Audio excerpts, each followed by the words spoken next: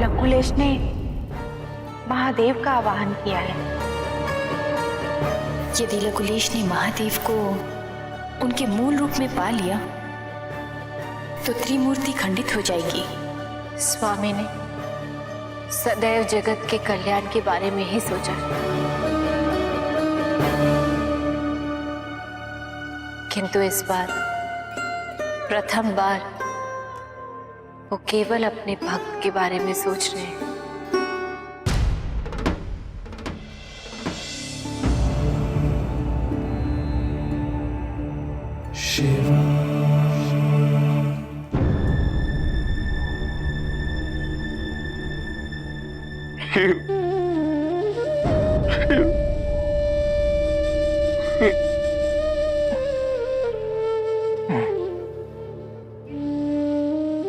कदाचित तुम्हें भी ये स्वीकार है, उचित है, मैं तो फिर भी कृतज्ञ हूं कि तुमने जो ये शरीर देकर अपनी भक्ति, अपना नाम लेने का अवसर जो दिया। यदि तुम दर्शन देना नहीं चाहते हो तो केवल मेरी अंतिम इच्छा पूरी कर दो कि जब ये प्राण तन से निकले तो अधरों पर केवल तुम्हारा नाम हो।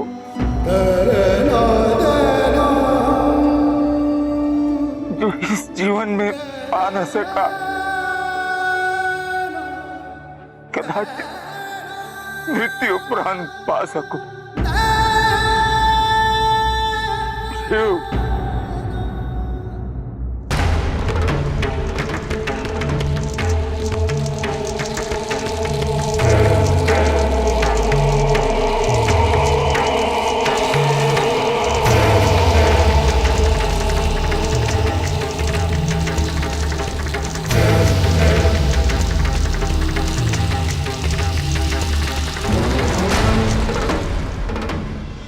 पुत्र, समय आ गया है।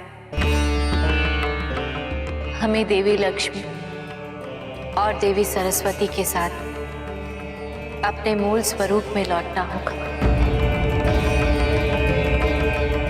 स्वामी अपने आदि रूप में लौटने का निश्चय कर चुके हैं।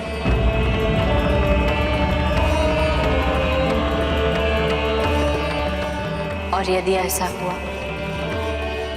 तो प्रलय आना निश्चित है। किंतु मां, लकुलेश के लिए इतना कुछ?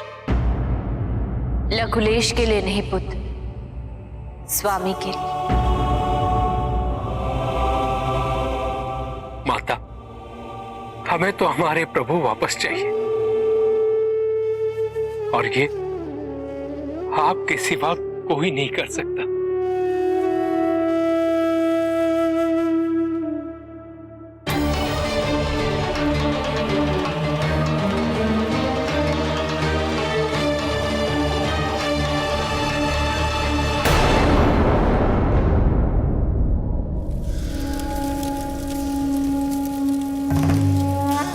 Dom da na na na na na dom da na na na na na dom da na na na na dom da na na dom dom da na na dom। जिस प्रकार श्री राम भगवान होकर भी अपनी पत्नी के वियोग में व्याकुल है,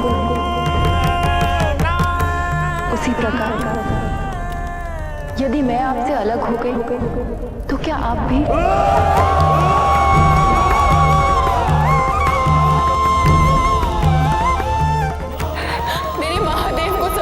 शक्ति, उनके महान प्रेमपूर्ण भावना को वहन करने का सामर्थ्य इस तुच्छ शरीर में कहाँ? ये शरीर जिससे मैं पहचानी जाती हूँ वो मेरे शिव के अयोग्य है।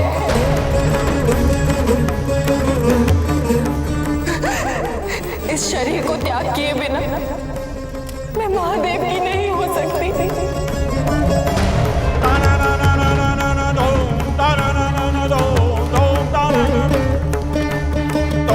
Dom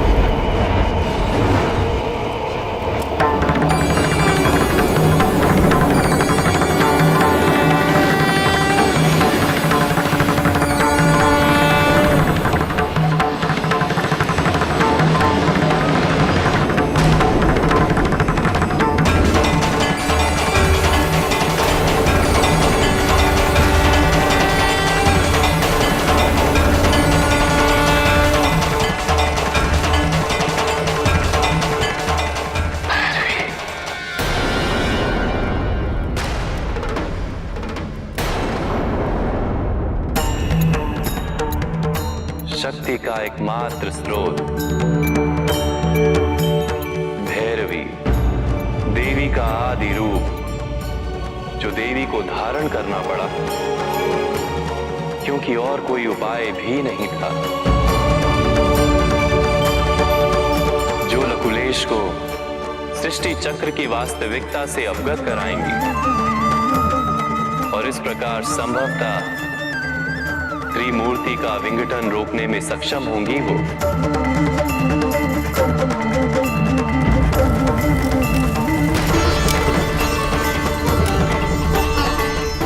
यदि वो हस्तक्षेप नहीं करेंगी तो महादेव भी अपने मूल रूप में लौट जाएंगे और वो उचित नहीं होगा। किंतु प्रभु, क्या ये महादेव को स्वीकार्य होगा? भैरवी महादेव से अभिन्न है। अब भैरवी सुनिश्चित कर सकती है कि महादेव उसे एक अवसर प्रदान करें। भैरवी, तुम्हें तो ये ज्ञात है कि मेरा ये भक्त अति संवेदनशील है, वो अपने आप को इतनी यातना पहुंचा रहा है। यदि मैंने विलंब किया तो निस्संदेह अपने प्राण त्याग देगा। किंतु स्वामी, उसके पूर्व क्या आप हमें एक अवसर प्रदान नहीं कर सकते हैं उसे समझाने का? मात्र समझाने से वो नहीं समझने वाला, बल्कि उससे उसका विश्वास बढ़ेगा, उसकी पीड़ा बढ़ेगी। लकुलेश को यह अनुभव करना ही होगा कि जो हुआ वो क्यों हुआ और कैसे हुआ। उसे अतीत के उसी घटनाक्रम का साक्षी बनना होगा। उसे वैरागी शिव का मूल अर्थ पुनः समझाना होगा। उसे शिव के आदि रूप का अर्थ समझाना होगा। और मुझे ये पूर्ण विश्वास है कि तब वो इस सत्य को स्वीकार करने में सक्षम होगा। यदि मैं उसे समझाने में असफल हूं तो आपकी जो भी इच्छा हो आप वही करिए।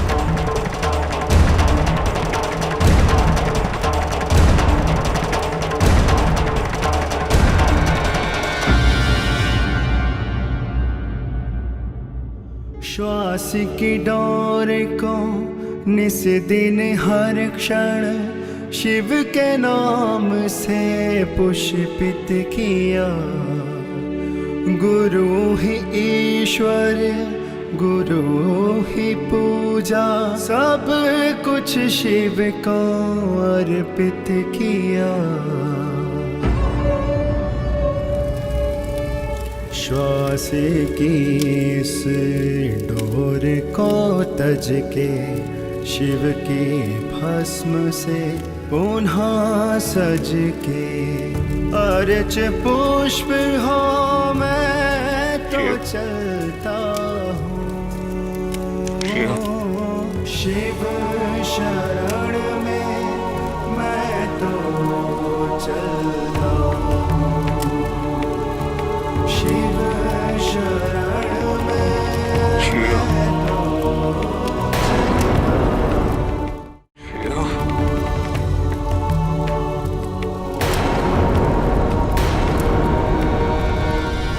रुक जाओ लकुलेश।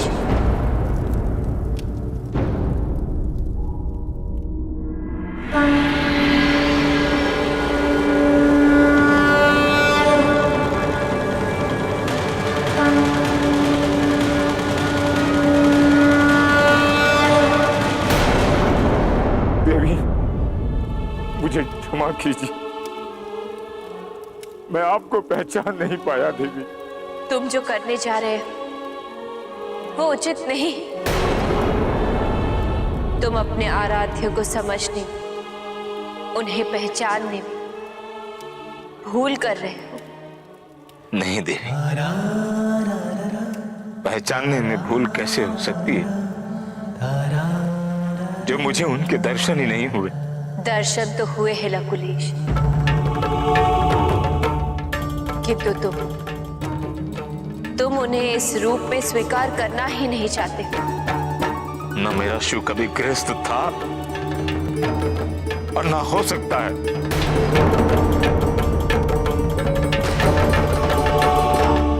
यदि तुम्हारे शिव गृहस्थ हो भी गए तो तुम्हें इससे आपत्ति क्यों? क्योंकि मेरा शिव अनासक्त है, सांसारिक बंधनों में पड़ने वाला नहीं था वो। यही उसकी विशेषता थी जो उसे नारायण और ब्रह्मदेव से भिन्न बनाती थी। स्त्री प्रेम की उसे आवश्यकता नहीं थी। तो शिव संपूर्ण था, सभी सामाजिक सांसारिक नियमों, दायित्वों और औपचारिकता से मुक्त। क्या तुम आयोनिज हो?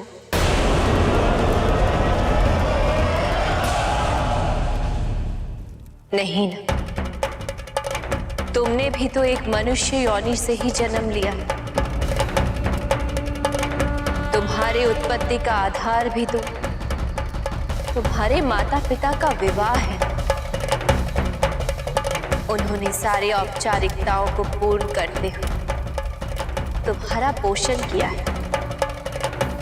तो फिर शिव के विवाह से तुम्हें आपत्ति क्यों है? क्योंकि मेरा शिव वैराग्य सिखाता था। शिव ने अनासक्त रहना सिखाया था।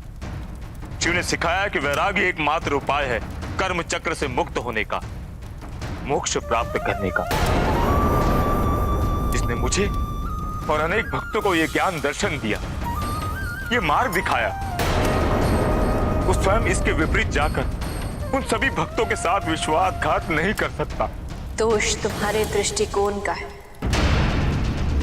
तुम्हारी संकीर्णता का है। और तुम्हारे इस दोष के न केवल शिव को अपितु इस समस्त संसार के लिए, त्रिदेवों के लिए कितनी बड़ी समस्या उत्पन्न हो जाएगी, इसका तुम्हें बोध भी नहीं है लकुलेश। मेरे शिव के अतिरिक्त मेरे जीवन में किसी बात का कोई महत्व नहीं।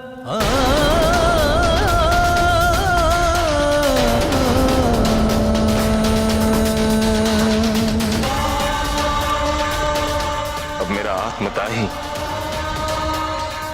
एकमात्र विकल्प है।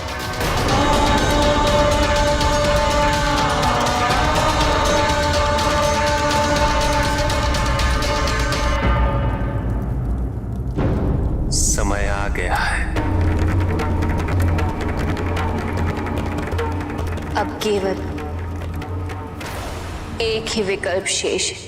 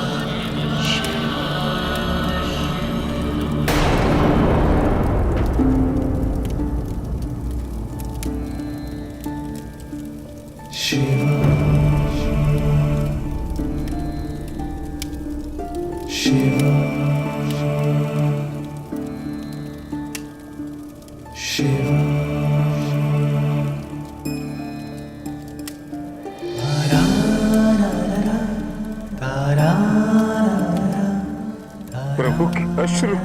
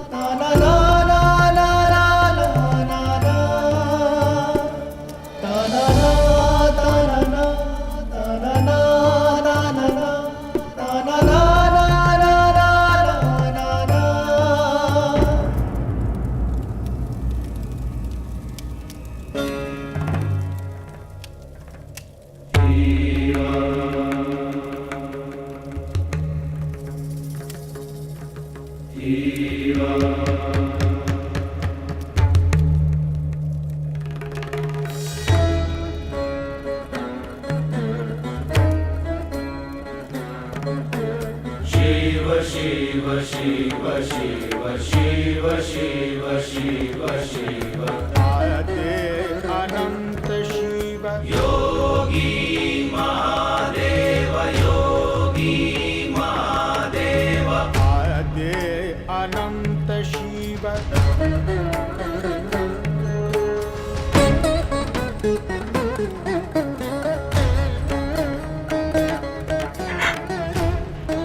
मेरे शिव,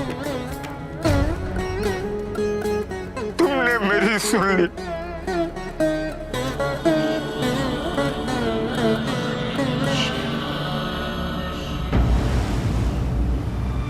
नकुलेश को उसके शिव मिल गए हैं,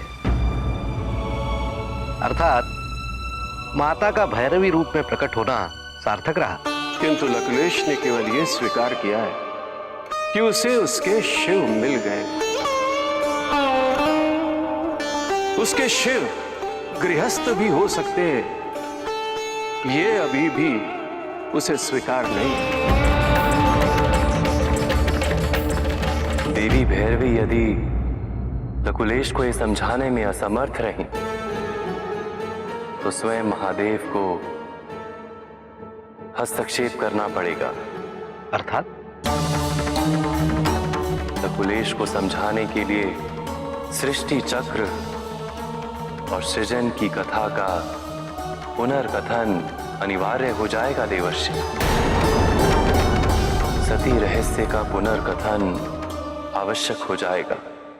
तो क्या महादेव नकुलेश को घटना के प्रारंभिक बिंदु की ओर ले जाएंगे? देवर्षि, काल घटना में यह सुनिश्चित करना असंभव है कि यात्रा भविष्य की ओर है या अतीत की ओर। निर्भर तो इस पर करता है कि समय के वृत्त में व्यक्ति किस बिंदु पर खड़ा है।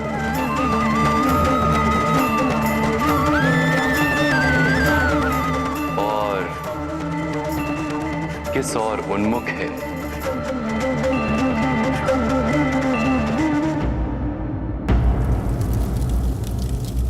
मैं जानता था कि तुम कहीं और हो।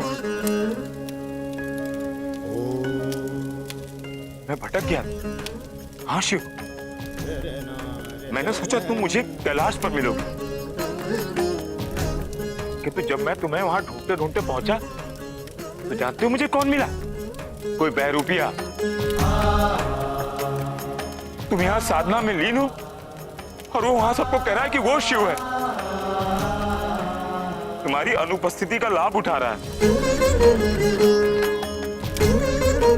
और तो और नंदी और प्रेतगण भी उसे अपना स्वामी मान रहे, कह रहे हैं कि वही शिव है।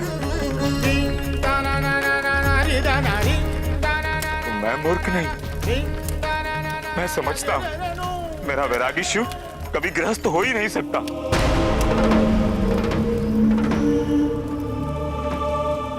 प्रतीत होता है कि सबने उसे मान्यता दे दी है। विलंब ना करो शिव, मेरे साथ चलो। इस जगत को बताओ कि तुम शिव हो। सबको कह दो कि तुम्हारा नकुलेश सत्य कह रहा है। चलो वैरागी, साधना से बाहर निकलो। तुम्हारे साथ और तुम्हारे असंख्य भक्तों के साथ हो रहे छल को रोकना होगा। उठो शिव, शिव उठो। चलो उठो शिव, उठो। अपनी साधना से उठो शिव।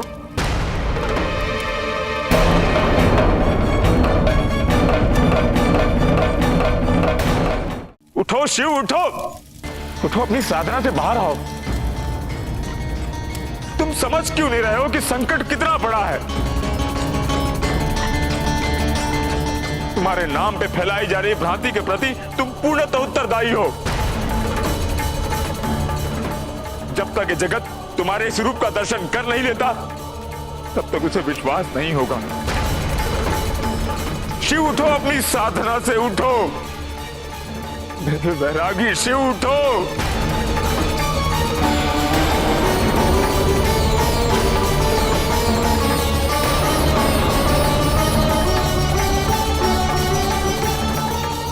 हो रहा है? ये मेरी बात क्यों नहीं सुन रहे हैं? अपनी साधना से क्यों नहीं उठ रहे हैं? उचित समय की प्रतीक्षा करो लकुलेश।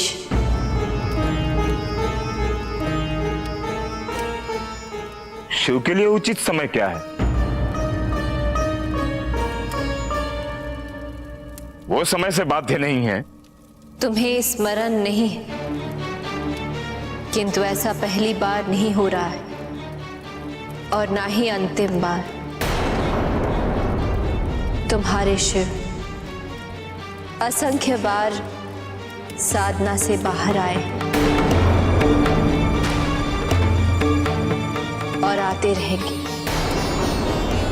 और जब भी वो बाहर आए हैं तब तब शिव और शक्ति एक हुए हैं।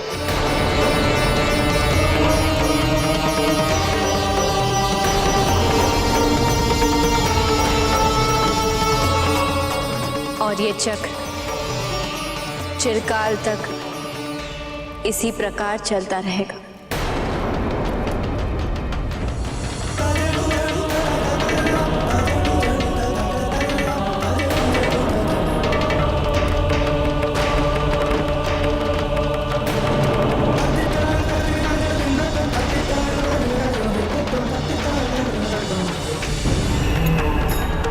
लकुलेश के लिए सत्य को स्वीकार करना कठिन है। वो इस भ्रम में है कि शिव का केवल एक ही रूप है। शिव का वैरागी रूप। वो सोच रहा है कि केवल वही यथार्थ है जो प्रत्यक्ष है, जो उसके समक्ष है। परम सत्य तो ये है कि शिव और शक्ति अनादि हैं, अनंत हैं। जब कुछ नहीं था तब वे थे, और भविष्य में भी जब कुछ नहीं होगा तब भी वही होंगे, सर्वत्र व्याप्त, विभिन्न रूपों में, समय और स्थान के बंधनों से मुक्त। देवी भैरवी लकुलेश को यह समझाना चाह रही हैं कि इस कंदरा में जब वो शिव के इसी रूप को यथार्थ मान रहा है, इसी समय इसी जगत में शिव और शक्ति के असंख्य और अनंत रूप एक दूसरे के पूरक बनकर ब्रह्मांड को संतुलित बनाने का दायित्व निभा रहे हैं। राजा भरत यही सिद्ध करना चाहते कि वो सबसे महान और सबसे शक्तिशाली राजा है, और यही सोच उन्होंने एक दिन ये निर्णय लिया कि वो संसार के सबसे ऊंचे पर्वत पर जाकर उसके शिखर पर अपने नाम का ध्वज स्थापित करेंगे। उन्होंने सोचा कि उनसे पहले ऐसा कभी किसी ने नहीं सोचा, और वो अनेक कठिनाइयों का सामना करते हुए पर्वत के शिखर की ओर अग्रसर हुए।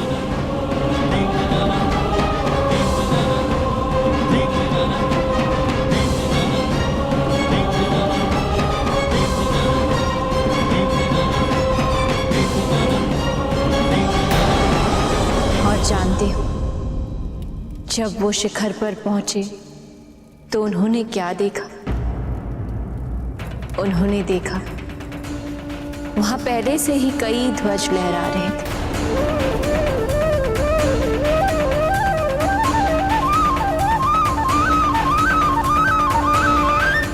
और उन सब ध्वजों में यही लिखा था कि मैं यहां पहले नहीं आया था।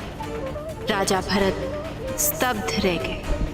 उन्हें उनकी भूल समझ आई, और उन्हें इस सत्य की भी अनुभूति हो गई कि उनके पश्चात भी अनेकों राजा भरत इसी प्रयास में वहां पहुंचेंगे, और इसीलिए वो वहां से संतुष्ट और विनम्र होकर लौट गए। आपकी इस कथा से सिद्ध क्या होता है? ये तो केवल यही दर्शाती है कि महादेव सर्वव्यापी हैं, कालोपरी हैं। तो मैं पहले से ही जानता हूं कितने व्यक्ति मृत्यु को प्राप्त हुए, पुनः जन्म लिए, किंतु शिव था, शिव है, शिव रहेगा। काल के इस प्रवाह में कौन कितना नवीन है और कौन कितना प्राचीन, ये किन्हीं भी परिस्थितियों में अंतिम रूप से सिद्ध नहीं किया जा सकता। प्रत्येक देवता अनेकों रूपों में, विभिन्न युगों में उपस्थित रहे, और यदि हम देवताओं की उपस्थिति और उनके रूप स्वरूप परिवर्तनों से कालक्रम की गणना करें, तो तुम भी उसी प्रकार प्रयत्न कर रहे हो जैसे किसी शिशु की उंगलियों से इस समस्त सृष्टि को मापना। यही नहीं, युगांतर और युगों की काल अवधि को निश्चित करने का प्रयत्न वैसा ही है जैसे समुद्र में प्रत्येक जल बिंदु की गणना करना। माता, मैं आपकी बात स्वीकार करता हूं। मैं केवल इतना कह रहा हूं कि जहां भी जब भी शिव है, वो वैरागी और सन्यासी रूप में है। गृहस्थ रूप में जो भी है वो शिव नहीं है। लकुलेश, यही तो तुम्हारा दृष्टि भ्रम है। पर्वत के पीछे भी अनेक पर्वत होते हैं जो सामने से दिखाई नहीं देते। समुद्र के भीतर भी कई समुद्र समाहित होते हैं। आकाश के परे भी कई आकाश होते हैं, किंतु इन्हें सामान्य दृष्टि से देख पाना असंभव है। और इसी प्रकार शिव के अनेकों में से किसी एक रूप को ही स्थिर कर देना, उसे ही अंतिम सत्य मानना, ये शिव के महत्व को सीमित कर देना है। और किसी के भी महत्व को सीमित करना, उनके एकांगी रूप को ही अंतिम सत्य के रूप में देखना दृष्टि भ्रम है। आप मुझे असत्य स्वीकार कराने में कभी सफल नहीं होंगी। आपने मुझे यहां पहुंचाया, उसके लिए धन्यवाद। अब मुझे मेरा शिव मिल गया है, इसके अतिरिक्त मुझे आपकी कोई आवश्यकता नहीं है। मुंडमाल धारण किए हुए शिव का वास्तविक रूप ही एकमात्र सत्य है।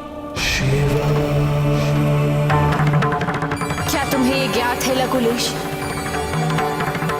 कि जो मुंडमाल तुम्हारे शिव ने धारण किया है, उसमें ये मुंड किसके हैं? सती के।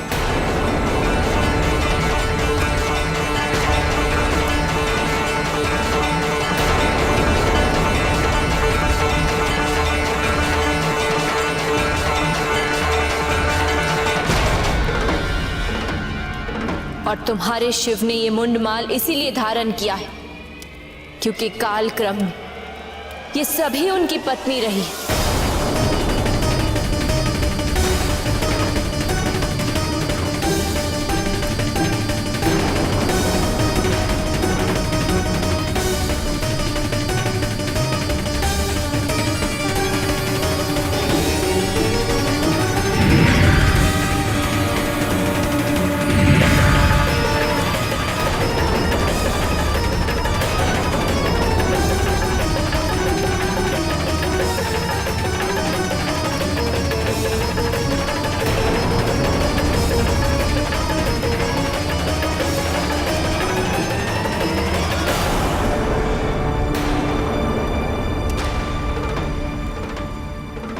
प्रत्येक मुंड को देखो लकुलेश,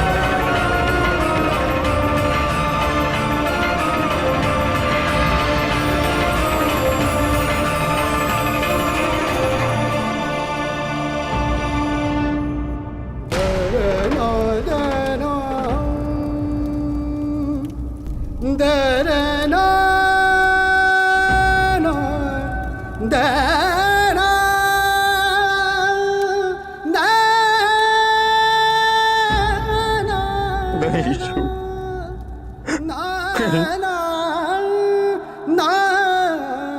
अब ये पीड़ा सहन नहीं हो रही। या तो अपनी साधना से बाहर आओ, नेत्र खोलो, मेरे प्राण हर लो शिव, मेरे प्राण हर लो।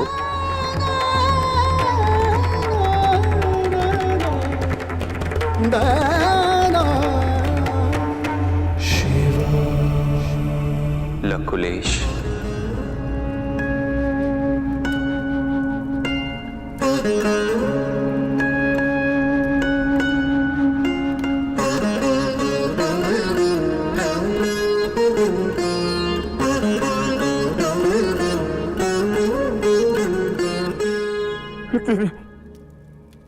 इतनी देर क्यों शिव?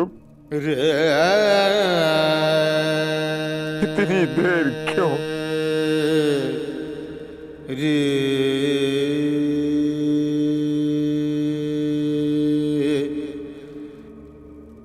उठो लकुलेश।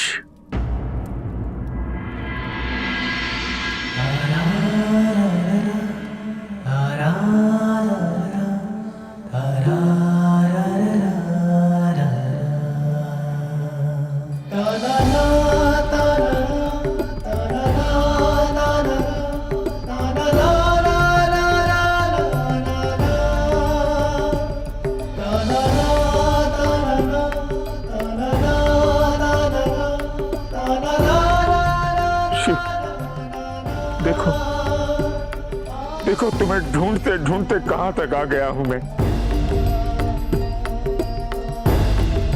अब तो तुम मेरा मार्गदर्शन करोगे ना, मुझे आलोकित करोगे ना।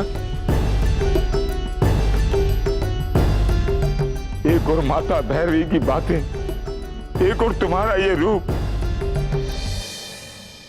मैं तो उलझ गया हूं।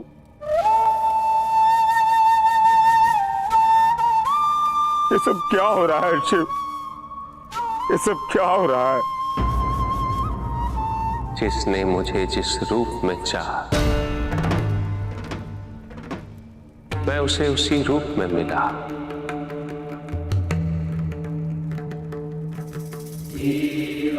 जो मैं तुम्हारा शिव हूं, वो केवल तुम्हारा शिव। जो मैं नारायण की दृष्टि में हूं,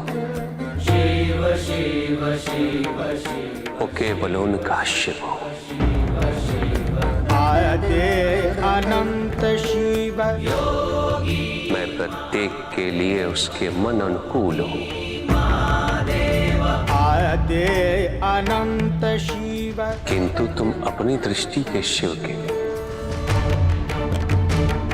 दूसरों की दृष्टि के शिव स्वरूप को ध्वस्त क्यों कर रहा है? इस प्रकार की कठोर और कठिन भक्ति मेरे भक्तों को शोभा नहीं देती।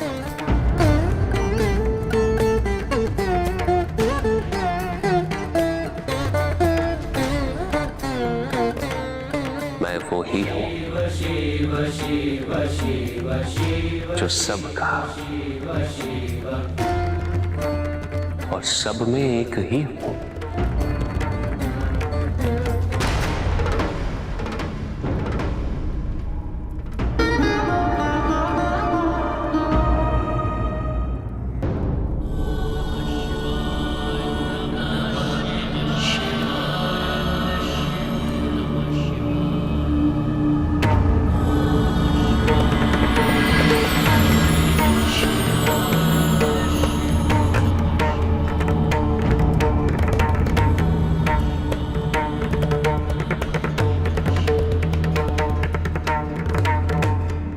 सन्यासी शिव को अपने हाथों से पकाया हुआ भोजन खिलाकर उसकी तपस्या भंग करना चाहती हो, भ्रमित करना चाहती हो इसे?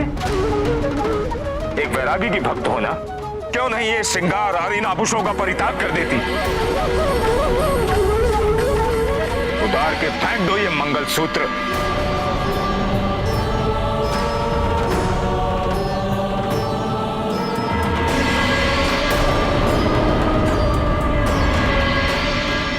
शिव हो ही नहीं सकते। तुम तो शिव के नाम पर सबके साथ छल कर रहे हो। ये पाप है, पाप।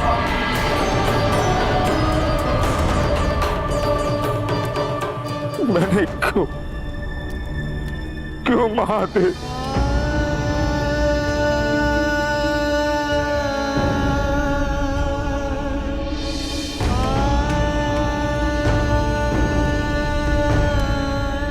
आपकी और माता के साथ इतना बड़ा पाप मैंने कैसे कर दिया?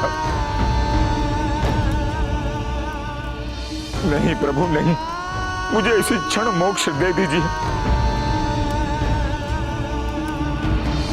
अंत कर दीजिए इस जीवन का जो इतने कल्पों के भक्ति के उपरांत भी आपको पहचानने में असमर्थ रहा।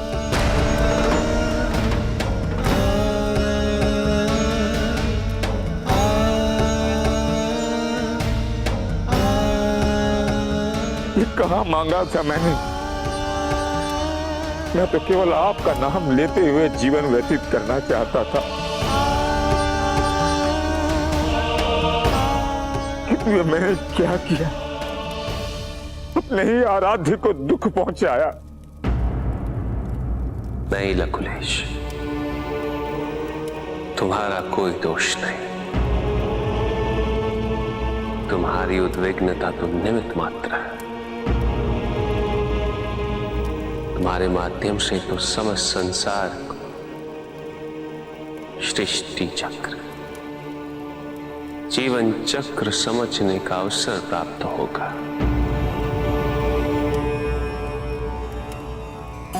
ये समझने का अवसर प्राप्त होगा कि इस जगत में कुछ भी स्थायी नहीं।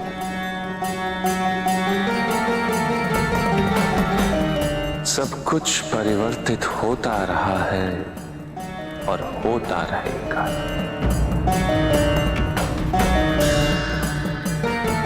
सब कुछ मुझ में है, मेरे अतिरिक्त कुछ भी नहीं। जब इसका आरंभ हुआ था तब कुछ ना था, सब कुछ शून्य से लिपटा, किंतु मैं तब भी था।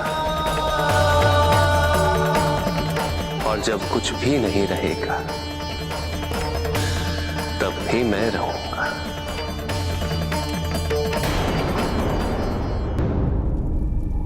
तो इस सृष्टि चक्र का सत्य क्या है महादेव?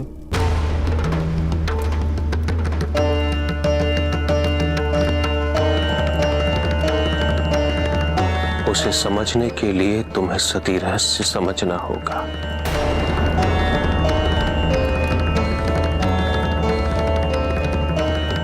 सती रहस्य?